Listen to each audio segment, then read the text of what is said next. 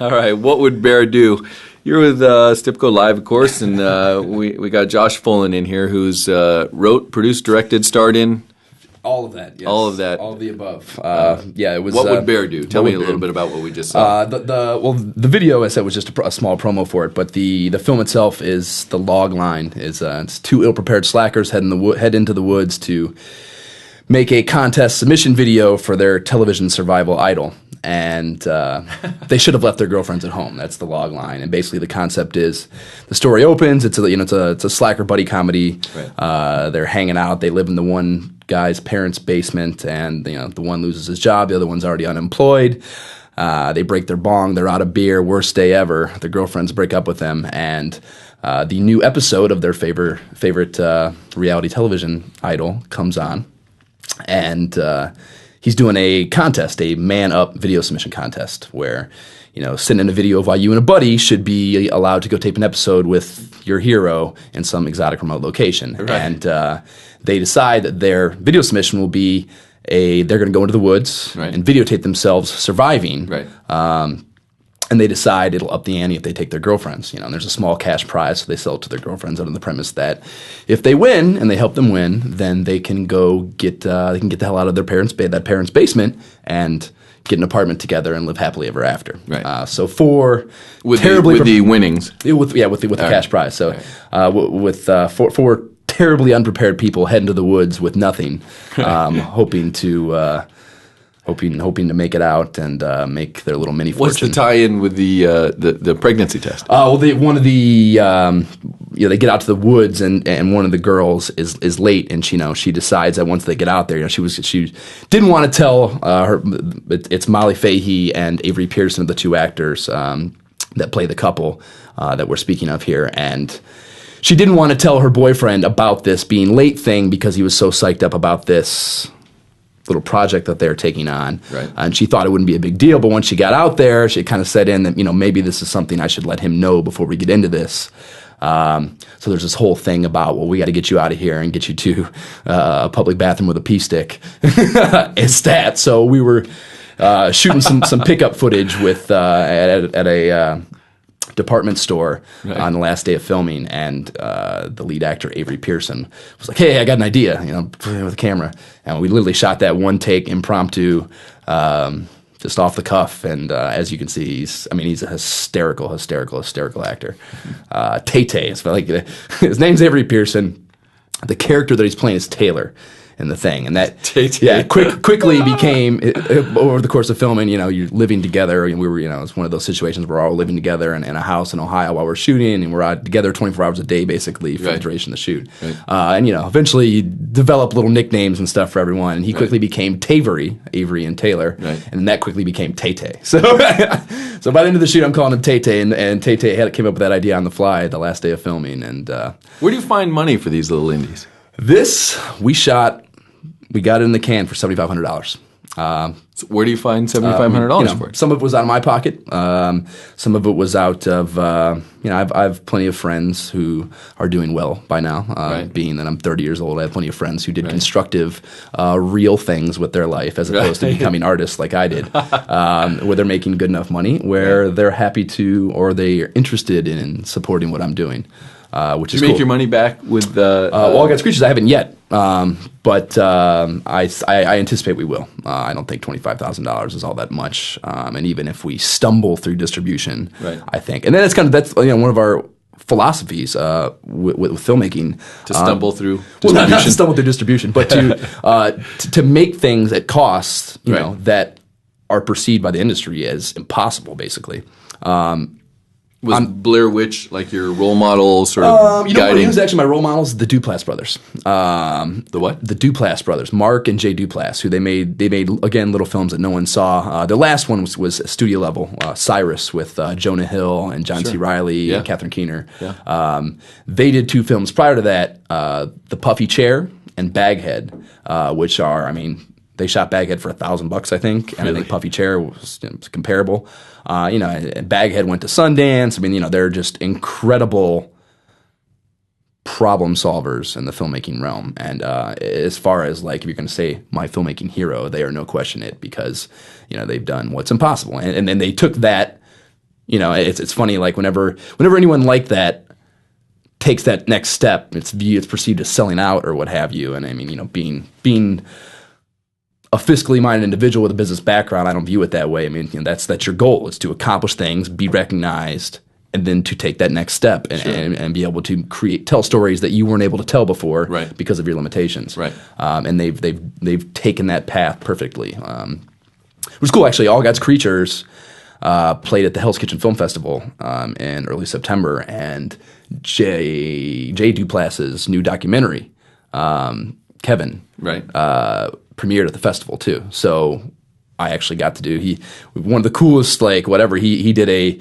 his talk back after the film was via Skype. It was one of the coolest things ever. They brought in a computer to like into the theater and set it up, you know, right in front of the screen. Projected it, and then had clearly he could see the room with the little camera on top of the MacBook, and like, we had, you know, like a talk back with, you know, the 2011 way. It was pretty cool. Do you ever think about, you know, you're talking about indie films and making your money back and this and that? An old pal and former partner, a guy named Danny Elfman and Richard Elfman, two guys, brothers. Danny, of course, is a huge composer now, and the two of them, way back in the day, before or right when they began a band called Oingo Boingo in Southern California, they wanted to do a film. Danny wanted to, even though he was singing and Richard was putting the band together, they wanted to do a film. Mm-hmm. Danny wanted to score a film, and Richard wanted to direct a film, right? And so they said, well, like you, they said, well, I can't get someone to put me in a huge blockbuster today, so I'm going to do it myself. So they scraped together their equivalent of $20,000. They shot it on their equivalent of the Red or whatever, which back then was a Super 8, literally Super 8, which I think the negative is like a quarter inch by a quarter inch. Yeah, and they shot the whole thing in black and white, and they found guys to do little animations midway through. The thing was a really quirky, you know, looked like an acid trip kind of film, and totally flopped. They didn't make a cent back. No, seriously. I mean, it completely tanked. And for the time, it was atrocious. It was terrible for the time, right?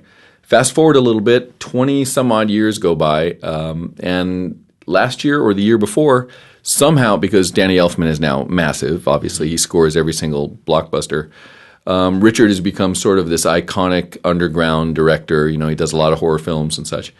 Someone got a hold of this old archive film, right? And they restored it. You know, they dusted it off a bit. They've released it, and the revival of this film has surpassed any of Richard's current, you know, he's probably kill me if he knew I was saying this. Financially, he's done better with this. I mean, they've done a colorized version of it. He tours with the film. You know, they do these things. It's huge. It's Forbidden crazy. Zone is the name of the film, and it's got, you know, all these, you know, actors from what was the little guy on Fantasy Island that played Tattoo? Herb I can't remember his name, but you know, God rest his soul. He just passed away, but yeah, my long drawn out point was that you can make your money back. It may take 20 some odd years. Yeah. No question. Do you ever think about that? And what are you going to do if you can't make the money back for the film? I mean, you know, it's, you know, equity investment, and that's the first thing you lay out to an equity investor is you may never see a cent of this back. And I mean, you know, if you're being straightforward with someone, you don't want to go to jail. That's what you have to explain in the very first time you sit down and talk to someone about investing in a film, because odds are, based on, you know, clearly the odds get skewed depending on how talented the people are working on the project. Sure. But the odds are, based on the whole filmmaking whole, is you're not going to see a cent back. You know, that we're not going to make our money back, because most films don't in the filmmaking pool overall. So that's something you have to lay out there immediately. But yeah, you know, that's the thing. Like the business side of it is that's why we keep the cost. We prioritize keeping the cost down, because a lot of these people are friends and family that aren't, you know, necessarily an accredited investor that has the investing liquid cash or the liquid cash to just play in movie making. You know, these are people that like believe in me or believe in my co-producer or believe in Ryan and Frank in All God's Creatures case, and you know, they give us money as, you know, basically an emotional token to us, you know. So we feel a great deal of responsibility to not put them out by not giving that money back to them. So we, you know, prioritize keeping costs down and finding ways to appease the people that are involved on the production side in a way that isn't fiscally based. Like saying, this is either showing them that this is a story that they want to tell. Like What Would Bear Do was incredible. The basically had a 2-man production crew: Brian Leisering and Christy Ilias. Brian was cinematographer and editor. And Christy did the sound, production sound, and she's doing the sound editing. They're both out of the filmmaker program in OU in Ohio, which is a great filmmaking program. They were unbelievable, and they're... What's the Ohio connection, being that we're sitting in the center of Manhattan? Well, I'm from Ohio. I'm from the Cleveland area. So when I was looking at locations, and with cost minimization being a priority, I have a very, very, very amazing aunt that has a great big house in Strongsville, Ohio, that could easily facilitate housing an entire cast and crew, and she was happy to do so. Or nice enough to do so anyway. Did you shoot in the house as well? We shot a little bit in the house too. The basement that the guys live in was her finished basement. Nice. Amazing how it all worked out. A little Wayne's Worldy. Yeah, very, very much so. I mean, the opening shot is my dumb ass sitting on a little couch in her basement. You find it hard directing yourself? Do you give yourself notes? Internally, I guess. I certainly walk over to the monitor afterwards and go, "Oh, that sucked. Let's do that again." No, I mean, this being What Would Bear Do in my first directing thing, it was incredible. I was surprised at how easily it went because my acting style is very, I'm not classically trained. I'm very contemporary in nature.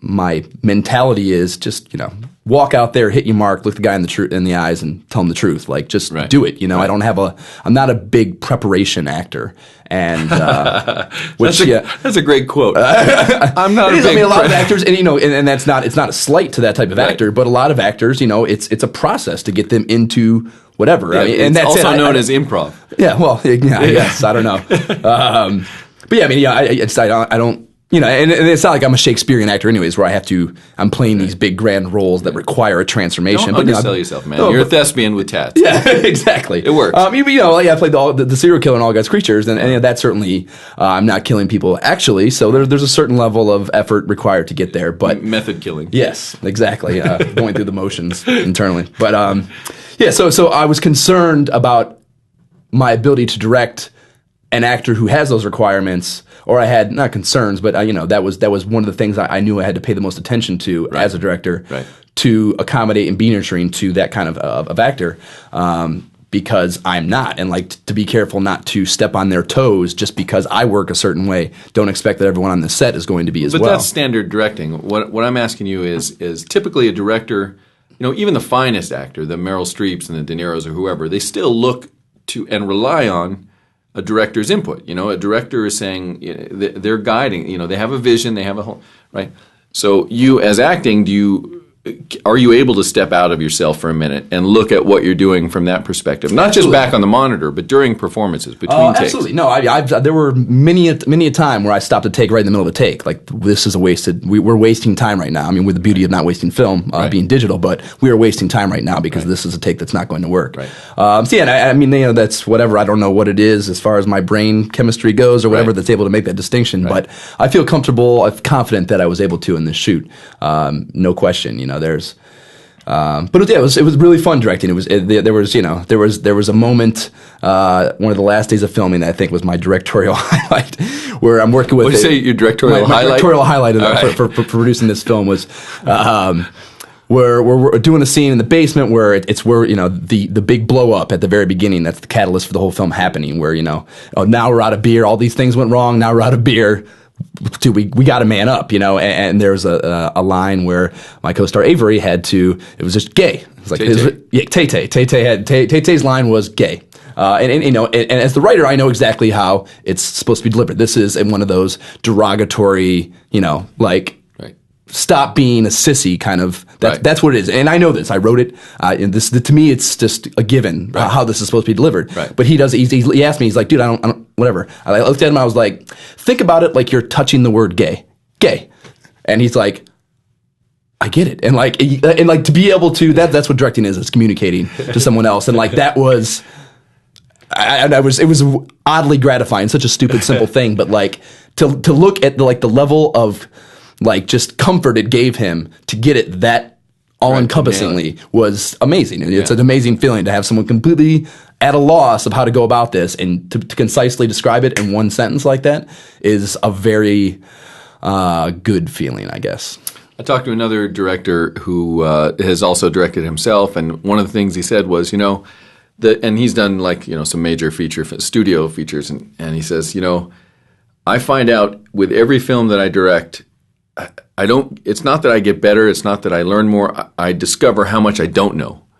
And that's where he starts learning. He's like, oh my God, I didn't know how to do this, shoot this way or convey this concept. Oh, no question. Did you see all kinds of things where you didn't know? Oh, absolutely. There were, like I said, my cinematographer, Brian, was incredible. And he knows his shit. He's shooting a studio film in May. What'd you shoot on? What camera? It's a Sony EFX FS100, I believe it is. So you shot full res high def. Yeah, absolutely. You ever shot with the Red, by the way? I have, yeah. I as an actor, I've never worked as a producer or director with the Red, but I have as an actor, yes. And it's great, both great cameras. This is a $20,000 rig Brian has, and the image looks amazing. But there were instances where he just he knows his shit, and I don't. One of my producing drawbacks probably is camera technical stuff. Perfect example of whatever. Right. But it works better if you touch it. Stuff. Right. There were certainly instances where I'm like, I don't understand why we can't shoot this. And the issues with the sun, we're shooting outside a lot, and one of the last days of the culmination of the film, there was a lighting issue, and he's like, I'm telling you, dude. He's like, look at this. He's like, look at the monitor. He's like, right here.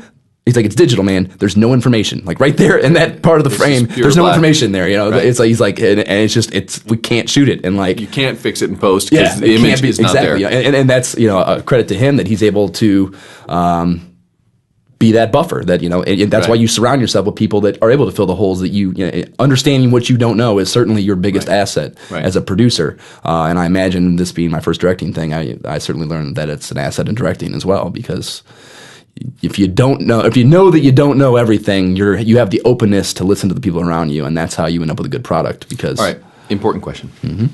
This is very serious. When you're out and about, meet a pretty girl at a nightclub or this or that, how do you introduce yourself? My name's Josh, and I'm an actor. My name's Josh, I'm a director. That's my biggest pet peeve with entertainment and people in it, is their inclination to highlight that aspect of their life. And wow, I have so many more pet peeves than just that one. Really? That's my well, I have a lot of pet peeves as well. I can be a very I don't know what the word is. I can't find the word right now, but I definitely see the things wrong in people quicker than most, I think. Right. And you scrutinize. Yes, I scrutinize heavily. Nitpick. Yeah, very nitpicky. Darlena, when she left New York and after All My Children, she left New York and did a bunch of, she was in L.A. for 7 or 8 years. Mm-hmm. And after the first 6 months being there, she stopped introducing herself as actress, because in Hollywood, it's a given, exactly. Particularly if you're attractive, it's everybody. A given. Your dentist is there. Yeah, I'm only doing this, between films. Everybody's acting. So she became a mortician. She didn't really. That's just how she introduced everybody she spoke to. Yeah, I'm a mortician. I'm a coroner. She had like a fixation. I would say, I have people that, every now and again, because I certainly have a social circle that involves a lot of entertainment-oriented people, you get the question, are you an actor? And my response is, it's New York. Everybody's an actor. It's a given. Like that's not what I'm here to talk about, and I'm certainly not going to bring that up in our initial conversation. And, and I think anyone who the first thing they turn to in a conversation and bringing up work, like you need to diversify your social calendar, because if that's all you have to talk about, I probably don't want to have the conversation that you want to have anyways. What about your politics? How are you feeling about, are you right, you left, in the middle? My politics, I say my political views. Do you know? Do you care? I don't. I say my political views. My answer to that question is when someone brings up political views, they're bleak. Your views are bleak, or your outlook? My view of it is bleak, which I guess it carries over to the views as well. Did you vote 3 years ago for the president? I did not. When's the last time you voted for a president? I had never voted. You've never voted? Never voted. I'm not even registered. You're from Ohio. You're a Buckeye. It's a swing state, I know. I'm told. All right, I thought all Buckeyes they're born registered to vote. My view is, my time is better spent navigating the system put in front of me then try at this stage of my life, anyways. Perhaps it'll change over time, and I find so you're just reactionary. You don't want to be exactly. My time is better spent navigating whatever the system you guys want to take the time to instill. Don't say you guys. Huh? I'm not a politician. Well, I'm not saying you specifically. I'm saying you, as in the common good, the society. My time is better spent navigating that system, and with whatever restrictions or. Anyway, this is obviously a situational thing. This is me viewing the current situation as being good enough and navigatable enough to not have to change it. But I think my time is better spent doing that and just figuring out whatever the system is that's there than the amount of effort or not the amount of effort, but the amount of actual effect I'm going to have on that system. I just don't think my vote is that. Don't say matters. I don't say matters. I just don't think it accomplishes enough to take the time to do it. Which is a euphemism for matters. And it does, man. It does. I know it does. I know because everybody that's voting is one person voting. I understand. I don't have 17 votes when I vote once, By the way, I didn't vote the last election either. Only because I wasn't in... I would have voted for Obama, but it's purely on a personal level. Because I looked at him talking, and... to me, it's a job of salesmanship is all it is to me. Right. And I think he does a hell of a job of selling whatever the hell he's talking about. And that, I think, is the biggest asset that job requires. It's being able to, walk into a room and sell whoever the hell you're selling to whatever you need to sell. And I'm going to modify that just a little bit because part of that I agree with and part of it I don't, but I think it's very astute how you put it, number one. And number two, I applaud your honesty about your voting tendencies. But I think while I'm not nuts about what's happening right now, I'm neither Democratic nor Republican. I'm sort of super independent. But he was the best choice at the time, hands down. Yeah, no because we were at such a politically intellectual valley. I mean, everyone was just zombied. No one cared. No one knew. It was just...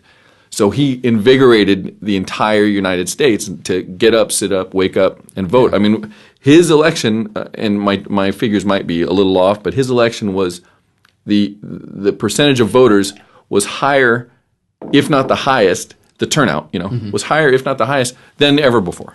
I mean, I'm not surprised. Which is fantastic. I mean, a guy like that, a Republican did the same thing. Ronald Reagan. I mean, people were just invigorated because he knew how to communicate. Mm-hmm. So, like you said, he knows how to sell it. Yep, it's amazing how important charisma is. Oh yeah, all right, in any aspect of life. Josh Folan, thank you so much for coming out, man. My pleasure. I really appreciate it. Of course, you can go to joshfolan.com, but more importantly, allgodscreaturesfilm.com and whatwouldbeardofilm.com. Correct. Whatwouldbeardofilm.com. Correct. And there's Facebook and Twitter outlets for both of those. All that stuff. Follow and like away. All right. Josh Folan, Stipco. This is Stipco Live. Thanks again.